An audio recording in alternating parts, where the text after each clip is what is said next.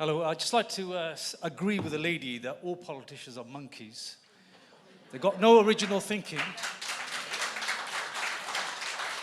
The idea of 15-minute cities has come from the World Economic Forum. This is nothing about clean air. It's all about the god of climate change and net zero. So it's nothing to do with clean air. It's just to control people, minimize their travel. Oil is actually a scarce commodity. It's becoming harder and harder to take oil out of the ground. It's costing more. So it's nothing but a scheme to keep the wealth in the hands of few by forcing everybody else not to drive and emotionally blackmailing us with the climate. Is it 10 years to live? 5 years to live for the planet? How many times have we heard it? Al Gore, Prince Charles, now King Charles. All of them. So they're all liars, to be honest. Yeah. So that's the issue.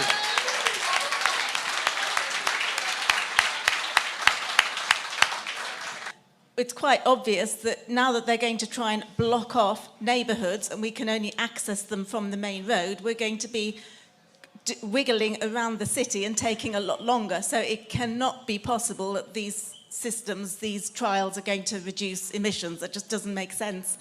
I did go to a drop-in session. I managed to speak to a young man from the council who said he was the project manager for this.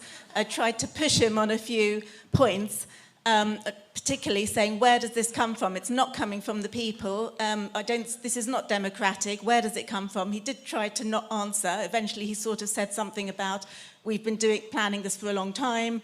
I don't know who the we is, and eventually saying something about Labour, the Labour Council.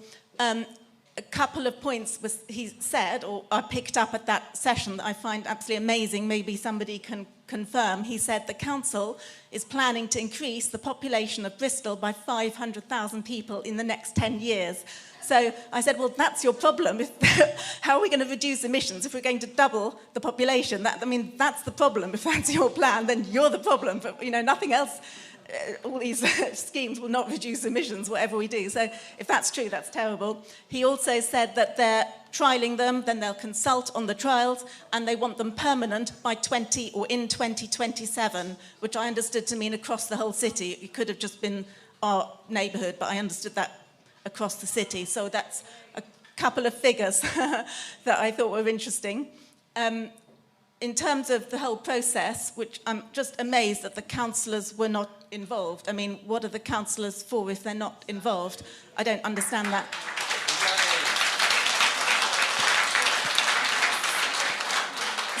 Hi there. I used to live in Bristol. I commuted for about 15 years by bike and by bus and on foot and by car. I agree with the last lady about public transport. I don't know if First still only do a policy of no return ticket before 9 o'clock in the morning. It made it impossible for me to do several jobs in the town centre. It just wasn't economically viable, so I'd agree with her on that. What the solution to that is, I don't know. But one of the solutions I haven't heard, really, apart from the chap at the top table, mentioned Davos. I think one of the things that people really need to do to get ahead of all of these problems is understand the bigger picture of what's going on. Where nobody yet has mentioned UN 2030, and there's also the Great Reset, which a lot of people say, oh, that's just a conspiracy theory. Of course it's not. And a lot of people, the members of the public, don't know about these things. It's not on the BBC, they don't talk about it. There's very little in the way of public knowledge. I'm guessing from the response, a lot of people here do know about those things. But I think what we need to do is focus on the big picture and see how those top-level agendas are filtering down through, and how our councils are not democratic. As you say, take back democracy. I also used to work for Bristol City Council for a couple of years as well. And I've seen that, how top-level agendas filter down through and lesser agendas are just immediately swept aside. There's a sort of hierarchy in terms of interests. And very often those interests are corporate. They're not, it's got nothing to do with the service they're bringing. It's to do with profit. And that's kind of my point, really. and I don't know how we approach it. I really don't. I'm kind of at a bit of a loss myself these days. Okay, thank you very much. I think we've got time for a couple more.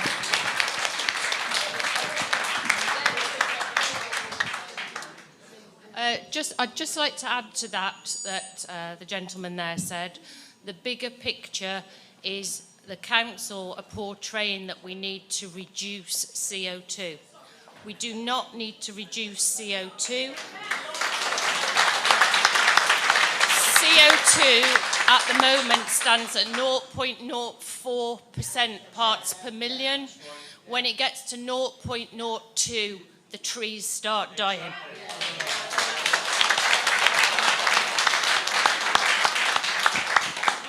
I just want to speak on behalf of the faith community, because one thing I've realised, being from a Muslim background, no one seems to have talked to any of the mosques and how they'll be impacted by this. So if you just look at, for example, as Muslims, we go to the mosque 5 times a day to pray. A lot of our elderly, that's the only social contact they get sometimes. You take away their ability to get to the mosque, they're going to lose that, yeah? And then if we look at Friday prayers, for example, yeah, we normally get like maybe 300-500 people going to Friday prayers on a Friday. And a lot of those people, they're trying to get there during their lunch break. Again, you take away their access, what are they going to do? Unless they get like a 3-hour lunch break to go on a crappy bus system, they're not going to be able to get to the Friday prayer, yeah? And then the other thing, again, from the Muslim perspective, is when we have funerals in the community, when Muslims do funerals, they happen within 24 hours. So you can't give people notice. So again, for the funeral, you may get a couple of hundred people show up. And you imagine if there's a bereaving family knowing that people can't come to see off their deceased, how are they going to feel as well? Yeah. So in terms of solutions, I mean, I live in Easton, so I was affected when they closed off from All Hallows Road, despite protestation from the community. Yeah? But I think what we can learn from is St. Mark's Road, what they tried to do there, because there, they fought back tooth and nail, and the council actually backed off there. So I think we need to link up with them, learn from them, and push back properly against all of this they're trying to do. And I think that the last thing I've realised, because I've talked about this in other places before, this has really wound me up. Normally I'm quite a calm person as a Muslim chaplain, but one thing I've realised is this whole agenda, livable, whatever you want to call it, yeah, it seems like it's a small vocal minority making things convenient for themselves at the expense of the vast silent majority, and that needs to change, yeah? And I think the last thing, I'll shut up after this, yeah, but I read a quote on the Nextdoor app, and I think that sums up the feeling of everyone. And this person said something, and it's stuck with me ever since. Basically, they said, Bristol is becoming a difficult place to live in. Yeah. And I think that's the problem. They're making everyone's lives worse.